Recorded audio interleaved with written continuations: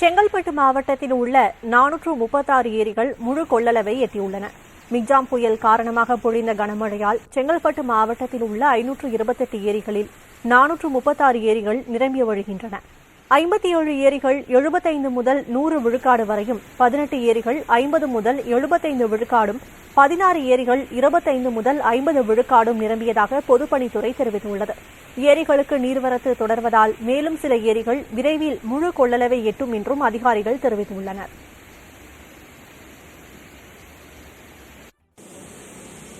திருவண்ணாமலை மாவட்டத்தில் பொழிந்த கனமழையால் செய்யாற்றில் நீர்வரத்து அதிகரித்து செய்யாறு மற்றும் வெம்பாக்கம் வட்டங்களில் உள்ள 33 ஏரிகள் நிரம்பின. மிக்ஜாம் புயல் காரணமாக செய்யாறு பகுதியில் கடந்த சில தினங்களாக 4 முதல் 7 சென்டிமீட்டர் வரை மழை பெய்தது.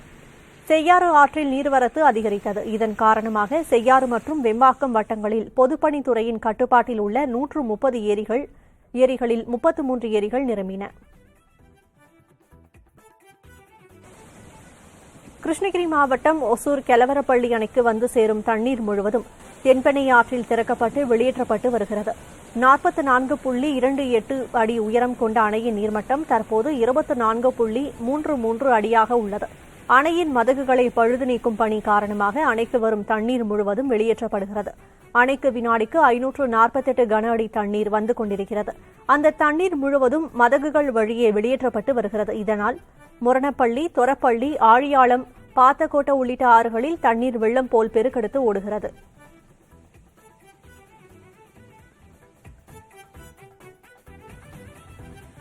செங்கல்பட்டு மாவட்டம் தாம்பரம் அருகே தனியார் நட்சத்திர விடுதிகளில் இருந்து வெளியேற்றப்படும் மழைநீரை மாற்று வழியில் அப்புறப்படுத்த கோரிக்கை எழுந்துள்ளது. தரமணி அருகே அமைந்துள்ள டைடல் பார்க் ஐடி நிறுவனங்கள் மற்றும் தனியார் நட்சத்திர விடுதிகளில் இருந்து வெளியேற்றப்படும் மழைநீர் பழைய மகாபலிபுரம் சாலையில் தேங்கி நிற்பதால் வாகன ஓட்டிகள் மிகுந்த சிரமத்திற்குள்ளாகியுள்ளனர். இதனால் அருகில் நடைபெறும் மெட்ரோ ரயில் பணிகள் பாதிக்கும் நிலை ஏற்பட்டுள்ளது.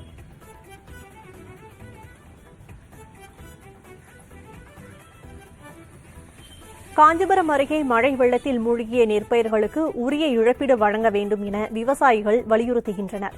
மிக்ஜாம் புயல் காரணமாக பெய்த கனமழையால் காஞ்சிபுரம், உத்தரமேரூர், காரை, நாகப்பட்டு, வேலியூர் உள்ளிட்ட பல்வேறு ஊர்களில் அறுவடைக்கு தயாராக இருந்த நெற்பயிர்கள் நீரில் மூழ்கி சேதமடைந்தன. சுமார் 2000 ஏக்கர் அளவில் பயிரிடப்பட்டிருந்த நெற்பயிர்கள் சேதமடைந்துள்ளதாக விவசாயிகள் வேதனை தெரிவிக்கின்றனர்.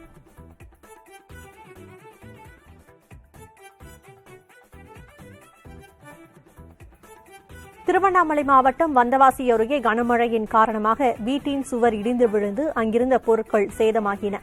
வந்தவாசி சுற்றுப்பகுதிகளில் கடந்த 3 நாட்களாக மழை பொழிந்து வருகிறது. இந்நிலையில் மருதாடு கிராமத்தில் பெய்த மழையின் பாதிப்பினால் நாகம்மாள் என்ற மூதாட்டியின் வீட்டின் சுவர் இடிந்து விழுந்தது. இதில் வீட்டில் இருந்த பொருட்கள் அனைத்தும் சேதமடைந்தன.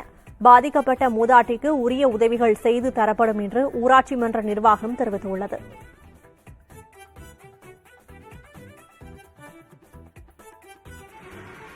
ஈரோட்டில் இருந்து மிக்ஜாம் புயலால் பாதிக்கப்பட்ட மக்களுக்கு நிவாரணங்களை கொடுக்க மாவட்ட நிர்வாகம் மற்றும் தனியார் பங்களிப்புடன் மாவட்ட ஆட்சியர் அனுப்பி வைத்தார். மிக்ஜாம் புயலால் சென்னை மற்றும் அண்டை மாவட்டங்களில் பல பகுதிகளில் இயல்பு வாழ்க்கை பாதிக்கப்பட்டுள்ளது. இதனால் அப்பகுதி மக்கள் அத்தியாவசிய தேவைகளுக்கு சிரமப்பட்டு வந்த நிலையில் அவர்களுக்கு உதவ மாவட்ட நிர்வாகம் முன்வந்துள்ளது. அதன்படி மாவட்ட ஆட்சியர் அலுவலகத்தில் மாவட்ட நிர்வாகம் மற்றும் தனியார் பங்களிப்புடன் மக்களுக்கு தேவையான நிவாரணப் பொருட்களை மாவட்ட ஆட்சியர் அனுப்பி வைத்தார்.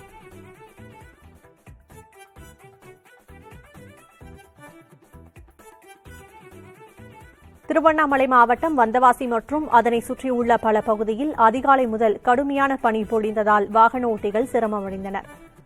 வந்தவாசி புதிய பேருந்து நிலையம், 5 கண் பாலம், கோட்டை மூலை, சேத்துப்பட்டு சாலை, ஆரணி சாலை, பாதிரி, சென்னாவரம், அம்மையப்பட்டு, மும்முனி உள்ளிட்ட பகுதிகளில் அதிகாலை முதல் திடீரென கடுமையான பனி பொழிந்தது.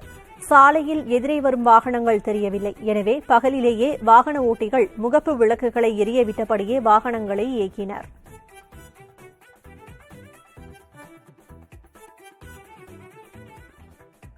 சேலம் மாவட்டம் மேட்டூர் அருகே குரங்கை விரட்ட பட்டாசு வெடித்தபோது மளிகை கடை குடோனில் தீப்பற்றியது.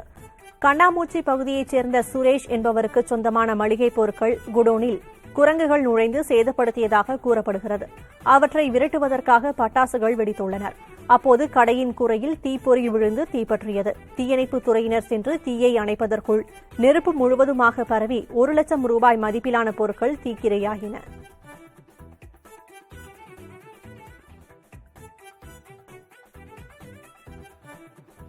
கேரள அரசின் சட்ட நெறிமுறைகளை பின்பற்றி தமிழகத்திலும் காட்டுப்பன்றிகளுக்கு கட்டுப்பாடுகள் தொடர்பாக அரசின் அனுமதிக்காக காத்திருப்பதாக சத்தியமங்கலம் புலிகள் காப்பக அதிகாரிகள் தெரிவித்துள்ளனர்.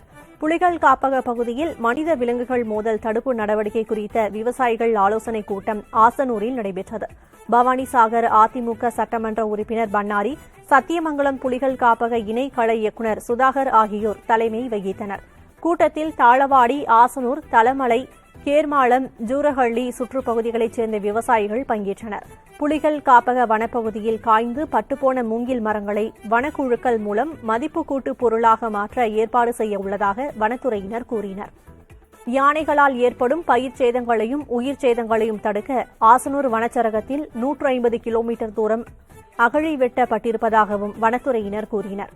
கூட்டத்தில் பேசிய பவானிசாகர் அதிமுக சட்டமன்ற உறுப்பினர் பன்னாரி, கோட்டாடை பகுதியில் சட்டமன்ற உறுப்பினர் நிதியின் மூலம் கூட்டுறவு பால் கொள்முதல் குளிரூட்டு நிலையம் அமைக்கப்பட உள்ளதாக கூறினார்.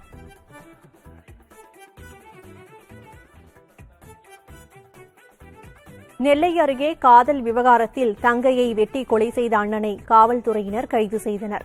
ராஜவல்லிபுரம் பகுதியைச் சேர்ந்த தங்கத்தாய் கங்கை கொண்டான் சிப்காட் பகுதியில் உள்ள தனியார் நிறுவனத்தில் பணி செய்து வந்துள்ளார். அங்கு பணிபுரிந்த மாற்று சமூகத்து இளைஞரை அவர் காதலித்து வந்ததாக கூறப்படுகிறது. இதற்கு அவரது வீட்டினர் கடும் எதிர்ப்பு தெரிவித்து வீட்டில் சண்டையிட்டு வந்தபோது தங்கத்தாய் தன்னுடைய நிலைப்பாட்டை மாற்றாததால் ஆத்திரமடைந்த அவருடைய அண்ணன் முத்து தங்கத்தாயை வெட்டி கொலை செய்தார்.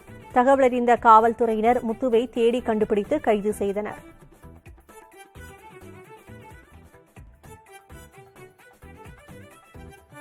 திருவாரூர் அருகே ஐம்பொன் சிலையை கடத்தியதாக 3 பேரை காவல்துறையினர் கைது செய்தனர். முத்துப்பேட்டை துணை காவல் கண்காணிப்பாளர் விவேகானந்தனுக்கு சிலை கடத்தல் தொடர்பாக கிடைத்த தகவலின் பேரில் அவர் அமைத்த தனிப்படை தலையாமங்கலம் பகுதிக்கு விரைந்தது. அங்கு விசாரணை மேற்கொண்டபோது பிரேமா என்பவரது வீட்டில் செம்பு உலோகத்தால் செய்யப்பட்ட பெருமாள் சிலை கண்டுபிடிக்கப்பட்டது. இதனையடுத்து சிலையை பறிமுதல் செய்த காவல்துறையினர் சிலையை வழங்கிய தங்கமணி உள்ளிட்ட 3 பேரை கைது செய்து விசாரணை மேற்கொண்டு வருகின்றனர். நாகை மாவட்டம் வேதாரண்யத்தில் மானங்கெட்டான் ஆற்றின் கரையில் மருத்துவ கழிவுகள் கொட்டப்படுவதால் சுகாதார சீர்கேடு ஏற்பட்டுள்ளதாக மக்கள் குற்றம் சாட்டுகின்றனர்.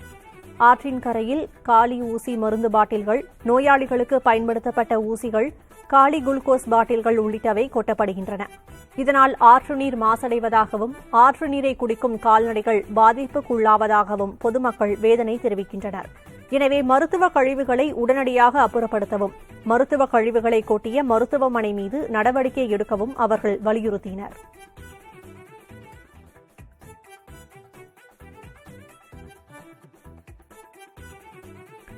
ஈரோடு மாவட்டம் சத்தியமங்கலம் அருகே மலைப்பாதையில் சிறுத்தை உலாவுவதால் மலை கிராம மக்கள் அச்சமடைந்துள்ளனர். கடம்பூர் மலைப்பகுதியில் உள்ள கிராம மக்கள் அன்றாட தேவைக்காக பொருட்களை சத்தியமங்கலத்தில் இருந்து சென்று வாங்குவது வழக்கம். அவ்வாறு சென்றவர்கள் மலைப்பாதையில் ஒரு சிறுத்தை உலாவியதை பார்த்துள்ளனர்.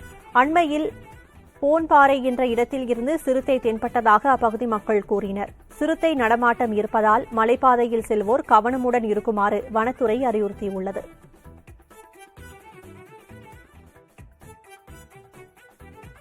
சேலம் மாவட்டம் ஆத்தூர் அருகே ஆக்கிரமிப்பு செய்யப்பட்ட வழிப்பாதையை மீட்கும் பணியில் வருவாய்த்துறையினர் ஈடுபட்டனர். கல்பகனூர் ஊராட்சியில் 2000க்கும் மேற்பட்ட மக்கள் வசித்து வரும் நிலையில் 20க்கும் மேற்பட்ட குடும்பங்கள் பயன்படுத்தும் வழிப்பாதையை சில நபர்கள் கம்பிவேலி அமைத்து தடுத்துள்ளனர். அப்பாதையை விவசாய பணியில் ஈடுபடுபவர்கள் பயன்படுத்த முடியாததால் வருவாய்த்துறையிடம் புகார் அளித்துள்ளனர். இந்நிலையில் கம்பி வேலிகளை அப்புறப்படுத்தும் பணியில் வருவாய்த்துறையினர் ஈடுபட்டனர். இதனிடையே வாக்குவாதத்தில் ஈடுபட்ட ஆக்கிரமிப்பாளர்களை காவல்துறையினர் எச்சரித்து அனுப்பினர்.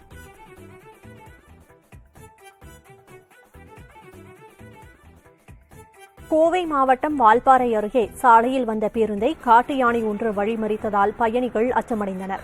வனப்பகுதியில் இருந்து வெளியேறும் காட்டு யானைகள் வால்பாறை மற்றும் அதன் சுற்றுப்பகுதிகளில் நடமாடுவது அண்மை காலமாக அதிகரித்துள்ளது. இரவு நேரத்தில் சாலையில் செல்வோரை அச்சுறுத்துவதாகவும் கூறப்படுகிறது. இந்நிலையில் வால்பாறையில் இருந்து ரயான் எஸ்டேட் பகுதிக்கு சென்று கொண்டிருந்த ஒரு பேருந்தை தன்னந்தனியே வந்து கொண்டிருந்த காட்டு யானை சிறிது நேரம் வழிமறித்தது.